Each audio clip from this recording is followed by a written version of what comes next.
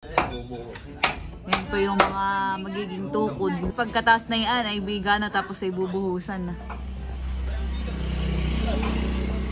Antok na yan, mamay talog na ulit. Aba, ginang makipag-uusap.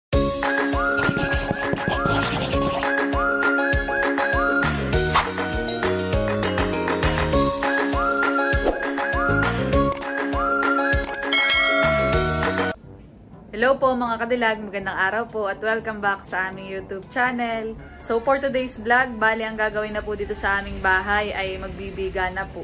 Sa pagbibiga mga kadilag ay kailangan po ng kahoy. Ayan, ginagamitan po sila po yung mga nagtutukod na ng kahoy. Ayan, at may di po si Tito. Si Tito po ang bibili ng coco lumber. Tito, may di po ang pang...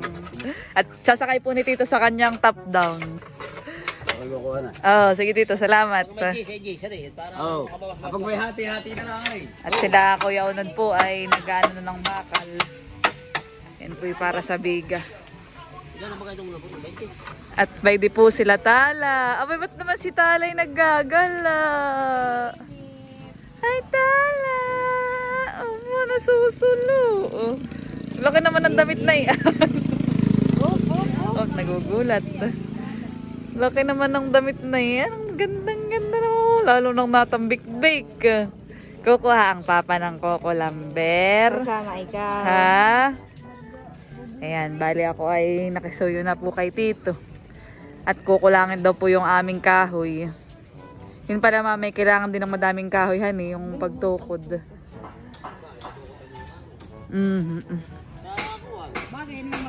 Magagamit siya pang taas. Oh. Diretso na. At dito po sa kabila ay aba, dito yung madami na ding nagagawa sa apartment. Baka naman sakto na pinsan yun na eh. Makakabot na yun. Pero pa naman, yung mga luma na may magagamit pa rin naman yung luma. Oh, yun po yung mga pinagkalasan ng aming dating kahoy. Kita mo tita Lambo. Malamig ka. Oh, ganda naman ang damit. Ganda naman ni Tala Talila. Malamig kaya dinadamitan ng malaki. Natambay dito sa labas. Hane? Sulo. Nasusulo kami. Sa loob din lang ni Tala. Di na ako makalabas. Ilang araw na. Lalabas ako ngayon. No, boy. Naikap na yan Ate Aming. Naikap na yan Ate Aming. Antok na yan, mamay talog na ulit. Aba, ginang makipag-uusap. Pupunta na po si Tito doon. Sa bilihan ng coco lumber. Saan baga titang barangay yun? Ah. Dito po ang inuuna po ulit nila. Yan po yung mga magiging tukod ng islab. Pagkabiga, pagkataas na yan ay biga na tapos ay bubuhusan na. Sabay na daw yun mama, yung dalawa. A few inches later. Ayan, at nandito na din po si Tito kaagad. Ito na po yung mga coco lumber. Ayan, binababa na po ni Tito.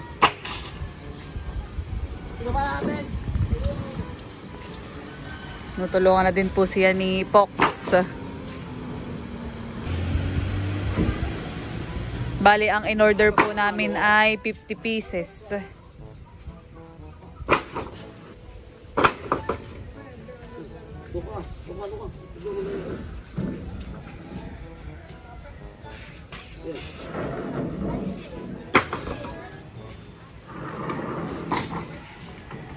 May gitito di kayo naabot ng ulan ha eh.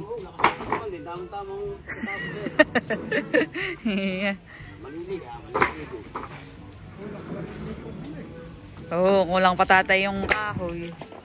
Kaya nag-order pa po ng panibagong kahoy na coco lumber. Ha? Oo, panukod nga po.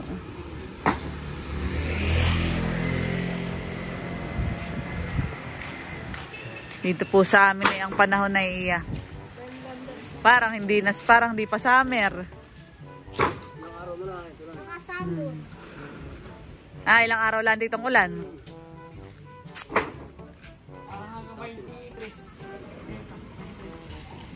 Maganda ang quantity ito. Kulong-kulong. Ayaw ko namin eh, yun eh. Ayaw niya. Kaya ng kulong-kulong mo dito. Malakas lang ang kulong-kulong. Ito yata yung kasing edad ko, mas matanda pa ito sa akin, itong kulong-kulong na ito. Matanda pa ito. Kita pay-pay. Oo, pan, huwag mo gananit mo masira. Talaga naman.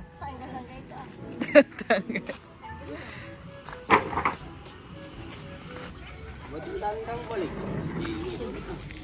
Wow, papasok na. Sino maghahatid sa'yo? Papa? At nagbababa pa ng kuwan, Coco Lamber. Malapit na ba ang graduation mo? Malapit na April. April, wow. Uy, huwag ka diyan. Oo, matutuman kay papasok ay nakakompa naman, naka-jogger. Maaga pa bo, alas 12 pa lang. Ikaw naman, no? Ito si Kuya. Sabi na, tara na. 12:30 ba ang time? Oo, alauna. 1. Ah. Sa inyo na una. 12 pa lang naman, maaga pa. May pasok ko daw sila. Lagi na yun, di sila Lahatin mo na. Nag-aantay na ng mga kuwan, ihahatid. Maaga pa, kayo naman ay.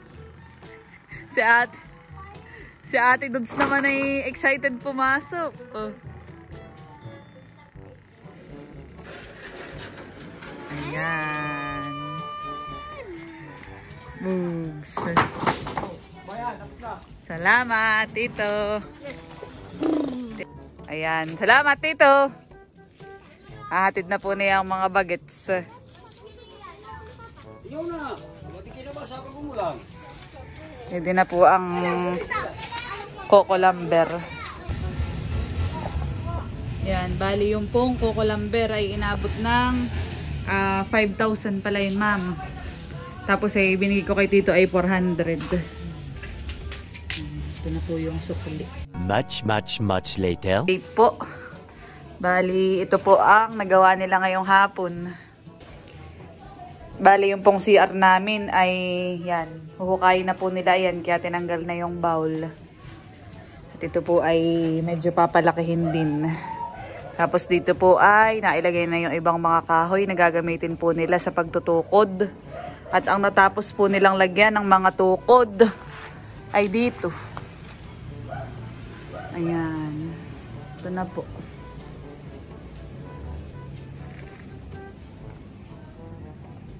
Yan daw mga kadilag ay diretsuhan na. Yung tukod ay para sa biga. Tapos ay islab. Sa pagbubuhos. Madaming kahoy po ang kakailanganin diyan. Pero yung po namang mga kahoy na ito, pagkatapos ay magagamit pa din sa pang-itaas po namin. Second floor. Ayan, ready pa po. Tapos ay nagpahinabol yun yung binili kanina na Coco Lamber. Ayan, sana naman ay ang panahon ay umokay-okay na. Pero so far naman po ay hindi masyadong maulan ngayong araw. Lagala ang makulimlim. At nagsiuwian na po ang mga nagtatrabaho po dito. Sibig na po sila. Kailangan po munang isasara yung pintuan. Ito po yung mga bakal na kanila pong ginawa ngayon. Ayan po yung sa biga. Madami pa po akong kakailanganin ganito.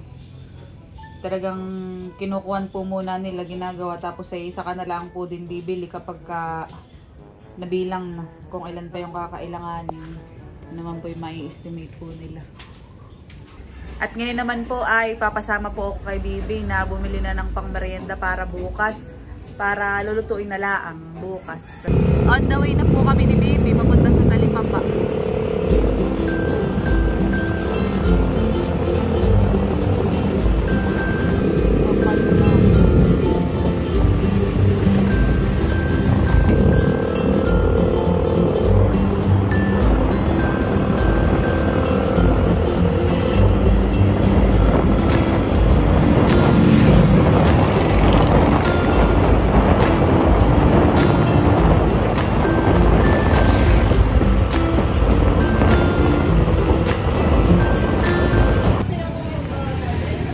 Bago kami bumili ni Bibi mga kadilag ay dumaan po muna kami dito sa Lomihan at kami muna ay maglolomi. Nakakamiss din ng Lomihan. Dito pala may doon din. First time ko dito. Laging doon sa kabila, doon sa mga Kuya Lugs. Masarap din naman dito. Si Lugs ay wala ngayon mga kadilag. Yun ay nasa Angelo. Ilang days po sila doon. Ito na po yung lomi. Ayan, yun ay extra special.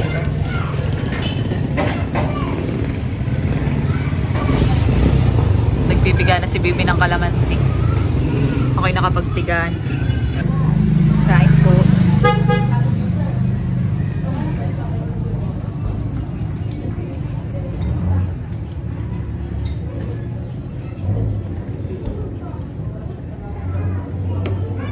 Masarap nga pala.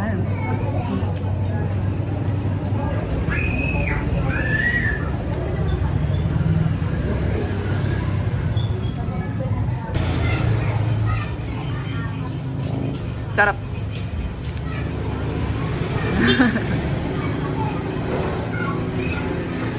Ayan, tapos na po ako. Si Bibi ay hindi pa. Ako yung magbabayad na.